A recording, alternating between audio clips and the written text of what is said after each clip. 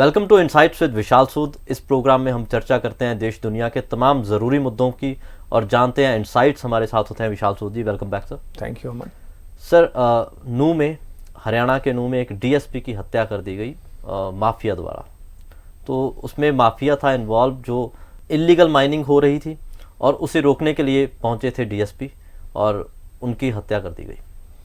देखिए, ये बेसिकली सबसे पहले ही आपके दिमाग में क्या बात डालता है कि माफिया वाले क्या इतने पावरफुल हो गए हैं, उनको इतना संरक्षण प्राप्त है कि वो डीएसपी को भी मारते हुए नहीं सोच रहे।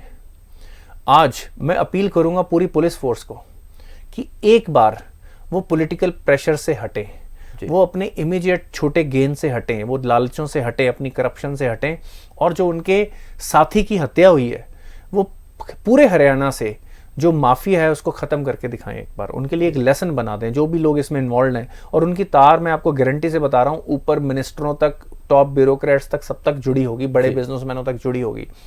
उन सबको सबक सिखाने का टाइम है जी। ये सिर्फ एक तो ये है कि आपकी एक्सप्लॉयटेशन हो रही है आपकी रिसोर्सेज की, ये काइंड ऑफ ओपन सीक्रेट है हरियाणा में कि कितने ही पॉलिटिशियंस इस तरह की खनन एक्टिविटीज में इन्वॉल्व है, इलीगल माइनिंग में इन्वॉल्व है। कितने ही पॉलिटिशियंस का यही बिजनेस है, चाहे वो किसी भी पॉलिटिकल पार्टी से हो। ये बीजेपी गवर्नमेंट का हरियाणा में एक बहुत बड़ा, बीजेपी जेजेपी गवर्नमेंट बोल लो, एक काइंड ऑफ फेलियर है जी कि वो अपने सिपाहियों को प्रोटेक्ट नहीं कर सकते, वो अपने पुलिसमैन को प्रोटेक्ट नहीं कर सकते और उनके मिनिस्टर मैं इस सवाल पूछा जाना चाहिए जो वहां के माइंस मिनिस्टर हैं जी। और एक प्रोटोकॉल की बात होती है कि किस तरह से कि एक ट्रक पूरी माइनिंग चल रही है, इलीगल एक्टिविटी हो रही है, एक अकेला डीएसपी क्यों गया जी। उसकी भी प्रोटोकॉल फॉलो होनी चाहिए, उनको सपोर्ट मिलनी चाहिए, राइट। तो इन सारी चीजों को बहुत गहराई से इस पे विचार करने की जरूरत है, समझने की जरूरत है क्या साजिश है, कहां कहां पे लोग इन्वॉल्व हैं। और मेरे को ये लगता है कि ये मनोहर लाल खट्टर गवर्नमेंट को इस वक्त प्रूव करना पड़ेगा कि वो बात करते हैं ईमानदारी की, वो हमेशा बात करते हैं अब यहाँ पे पर्ची और खर्ची का जमाना चला गया जी। बट अगर अभी भी इस तरह से इलीगल माइनिंग होती है तो इसका मतलब है कि उनको भी ऑलमोस्ट 8 साल हो गए हैं। इसका मतलब है कि वो भी अपने जो वो कह रहे हैं वो अचीव करने में नाकामयाब रहे हैं। सर, पुलिस के साथ ऐसी वारदातें पहले यूपी में सुना करती थी कि यूपी में ऐसा होता था कि पुलिस का मुकाबला होता था माफिया के साथ और ऐसी हत्याएं होती थी। अब हरियाणा में ये शुरू हो गया, तो क्या समझा जाए इसको? सबसे पहले तो गवर्नमेंट का फेलियर समझा जाए। 2 शब्दों में हम इसकी साफ बात करें, कोई बात को घुमाने की जरूरत नहीं है, ये सरकार का फेलियर है, राइट। इसका मतलब है कि आपने इतना संरक्षण, इतनी करप्शन दे रखी है आपके ऑफिसर्स ने, आपके पॉलिटिशियंस ने, कि उनको परवाह नहीं है। जो बंदा ट्रक चला रहा है उसको बोला गया कि तेरे को चिंता कुछ नहीं है, हम सब कुछ देख लेंगे। तो ये सबसे पहले तो फेलियर है। ये एक साफ साफ कंपैरिजन बताता है कि यूपी के चीफ मिनिस्टर और हरियाणा के, हालांकि दोनों बीजेपी के हैं, उनकी परफॉर्मेंस में कितना फर्क है, लॉ एंड ऑर्डर में कितना चेंज लेके आए हैं। एक तरफ था हरियाणा जिसको प्रोग्रेसिव और काइंड ऑफ एक अलग पैमाने पे माना जाता था, वो दूसरी डायरेक्शन में जा रहा है। और दूसरी तरफ यूपी था, वो अपने आप को ऊपर उठा रहा है आज। इसीलिए कोई शक की बात नहीं है, एनसीआर के आसपास हैं।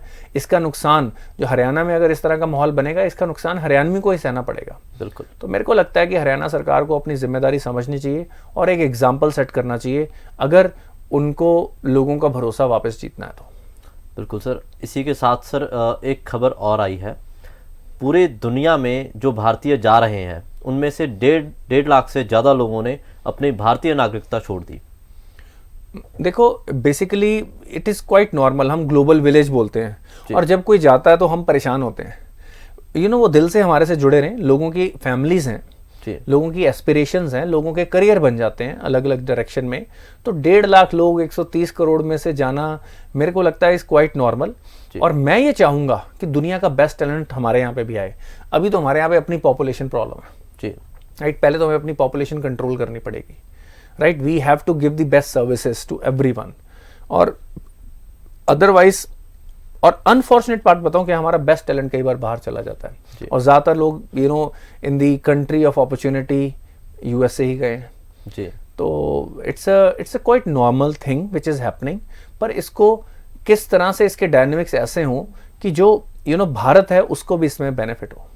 बिल्कुल, जैसे आपने कहा, जो क्रीम है, जो इंटेलिजेंट लोग हैं, जो भारत के लिए बहुत कुछ कर सकते हैं, हो सकता है कि वो लोग ज़्यादा गिनती में बाहर जा रहे हैं।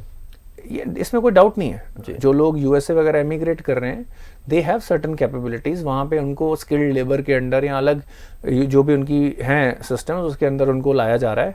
और आप देखेंगे यूएसए में सबसे ज़्यादा अच्छी परफॉर्मेंस अगर कोई वर्ग के लोग कर रहे हैं वो भारतीय हैं जी।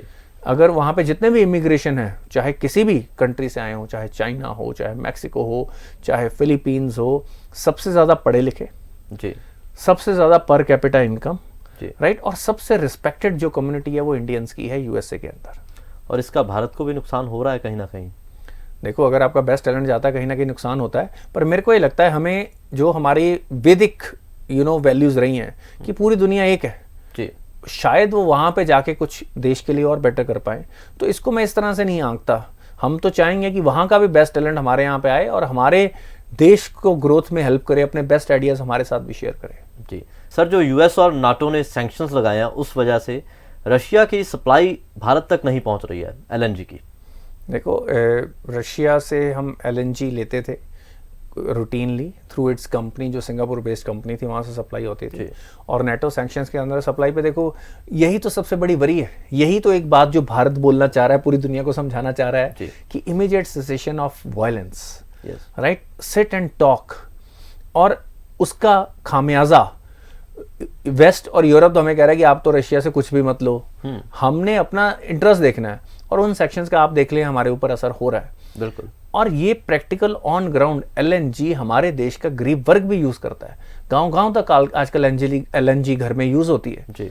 तो मेरे को ये लगता है कि ये जो हेजेमोनिक माइंडसेट है नेटो का, वेस्टर्न कंट्रीज का, इवन रशिया का भी मैं ले लूं, इन सब चक्कर के अंदर जो अपकमिंग कंट्रीज हैं, जो पुअर कंट्रीज हैं, जहाँ पे ज़्यादा लोगों को बेसिक नेसेसिटी की ज़रूरत है, वो ज़्यादा सफ़र करती हैं। जी। तो ये सारी चीज़ें देखते हुए मेरे को लगता है United Nation should develop a backbone now. जी। यूनाइटेड नेशन वही करता है। क्या यूनाइटेड नेशन का आपने कोई रोल देख रहे हैं इस वॉर में? नेटो बोल रहा है, इंडिया पे प्रेशर बनाया जा रहा है, रशिया बोल रहा है, चाइना बोल रहा है। तो यूनाइटेड नेशन किस लिए है? क्या यूनाइटेड नेशन की आप न्यूज़, हम न्यूज़ फील्ड में हैं, हम जर्नलिज्म में हैं, हम इंटरनेशनल न्यूज़ सुन रहे हैं, हम इस कॉन्फ्लिक्ट को इतने महीनों से कवर कर रहे हैं। जी। तो क्या आपने यूनाइटेड नेशन की तरफ से कोई भी कॉन्क्रीट स्टेप्स देखे? बिल्कुल नहीं। तो फिर यूनाइटेड नेशन जैसी ऑर्गेनाइजेशन की रेलेवेंस क्या है? जी। आज यूनाइटेड नेशन पिछले 70-75 सालों में अपनी रेलेवेंस कम करता जा रहा है। वो कुछ पावरफुल कंट्रीज के हाथ की कठपुतली बन के रह गया है, चाहे वो वीटो कंट्रीज हों, राइट। तो मेरे को ये लगता है कि ये जो वीटो कंट्रीज वाला सिस्टम है, अब मल्टीपोलर कंट्रीज होंगी, मल्टीपोलर वर्ल्ड होगा, तो एक नया वर्ल्ड ऑर्डर इमर्ज होगा जो रूल बेस्ड होना चाहिए, जो फेयर होना चाहिए। तो अगर यूनाइटेड नेशन कोलेक्टिवली, देखो ज़्यादातर कंट्रीज, अगर मैं 5-6 कंट्रीज का जो मेजर प्लेयर्स हैं इसके अंदर जो वॉर चाहते हैं, उसमें यूएसए, जर्मनी, फ्रांस, यूके आ गया, यही लोग थोड़ा पूरी दुनिया के लिए डिसाइड करेंगे। बिल्कुल, राइट। आज हमें यूरोप के लोग ज्ञान बांटते हैं कि भाई रशिया ने लड़ाई की और आपने यूरोप का साथ नहीं दिया, ठीक है, और ये पूरे लॉज के अगेंस्ट है, वर्ल्ड ऑर्डर के अगेंस्ट है। तो जो अफगानिस्तान में हुआ उस पर यूरोप ने क्या किया, जो एशिया में हो रहा है उसके ऊपर यूरोप क्या कर रहा है? तो मेरे को लगता है कि ये चीज़ बतलाती है कि भाई आपके एक्शंस हमें किस तरह से इम्पैक्ट कर रहे हैं। और दूसरा, जो आपके लिए प्रेसिंग इशू है, हमारे अपने प्रेसिंग इश्यूज हैं, तो हमें उनको सॉल्व करना है। तो ये सारी चीज़ें जस्टिफाई करती हैं इंडिया का डिसीजन कि जब वो नेटो और यूएस की बात नहीं मानते हैं और अपने लिए लो कॉस्ट ऑयल अगर इंपोर्ट करते हैं, तो हमारी कंट्री बिल्कुल सही कर रही है। जी। जो देश भारत को इक्वालिटी पे लेक्चर देते हैं, वो देश पूरी दुनिया में इक्वालिटी नहीं ला पा रहे। देखो, वो इक्वालिटी उनका नुकसान करेगी जी। इनइक्वालिटी के उनको बेनिफिट मिल रहे हैं इनइक्वालिटी के। पूरी दुनिया के रिसोर्सेज पे उन्होंने कब्जा कर रखा है। मैं फ्रांस का एग्जांपल देता हूँ। एक अफ्रीकन नेशन जिसको उन्होंने अपनी कॉलोनी से आज़ाद किया, हर साल $500 बिलियन उनकी तरफ से वो कॉलोनी की फीस अभी भी जारी है, राइट। तो वो देश तो गरीब रह रहा है, बिल्कुल, जबकि फ्रांस उस गरीब देश से $500 बिलियन हर साल लेता है। अगर उस देश से कुछ भी एक्सपोर्ट होना है, वो पहले फ्रांस जाएगा। और ये उन्होंने बाय फोर्स उनसे ये कॉन्ट्रैक्ट साइन कर रखे हैं, और आज भी उनकी इंटरनल पॉलिटिक्स वही मैनेज करते हैं। तो इनइक्वालिटी के वो हालांकि इक्वालिटी की बात करते हैं, पर वो इक्वालिटी चाहते नहीं है। अगर वो इक्वालिटी चाहते तो जो कंट्री जिसकी 5% पॉपुलेशन है दुनिया की, वो 25% दुनिया की एनर्जी कंजम्पशन ना करता और फिर क्लाइमेट चेंज पे वो ईस्टर्न कंट्रीज को ज्ञान ना देता। जी सर, ईरान ने पुतिन को बुलाया है और हो सकता है चर्चा हो गैस सप्लाई की और ग्रेन सप्लाई की भी। देखो ईरान का यूएस के साथ एक कॉन्फ्लिक्ट रहा है। ईरान और रशिया के हमेशा क्लोज टाइज रहे हैं। रशिया ने उनकी सपोर्ट की है हमेशा when it comes to arming them also. तो ये दुनिया ना बड़ी कॉम्प्लेक्स है। अब ईरान के इंडिया के साथ भी बड़े अच्छे रिलेशन रहे हैं, राइट, वहाँ से हमारे इम्पोर्ट होते रहे हैं, बड़े स्ट्रॉन्ग ट्रेडिशनल रिलेशन रहे हैं। तो world is a very complex place. और मेरे को ये लगता है कि अब जैसे ईरान जनरली इंपोर्ट करता है राइस, व्हीट वगैरह, तो और ऑयल एक्सपोर्ट करता है। अब ये दोनों कंट्रीज इस वक्त जॉइंटली यूएस के सैंक्शंस को फेस कर रही हैं, तो दे विल डेफिनेटली, उनके नेचुरल इंटरेस्ट है, वो एक दूसरे से टाई अप करेंगे। अब इस सिचुएशन में India can also play a major role, right. India Russia से तो ले ही रहा है। अब इंडिया ने ये प्रूव कर दिया कि वी हैव इनफ क्लाउट, हमारा इनफ इन्फ्लुएंस है, हमारे पास इनफ ताकत है कि कोई भी कंट्री हमारे ऊपर सैंक्शंस नहीं लगा सकता। हमने अपनी प्रभुत्वता इन टर्म्स ऑफ कि हम एक सॉवरन नेशन है, हम अपने अपने लोगों का इंटरेस्ट पहले ऊपर रखेंगे, वो हमारे लिए ज़्यादा ज़रूरी है।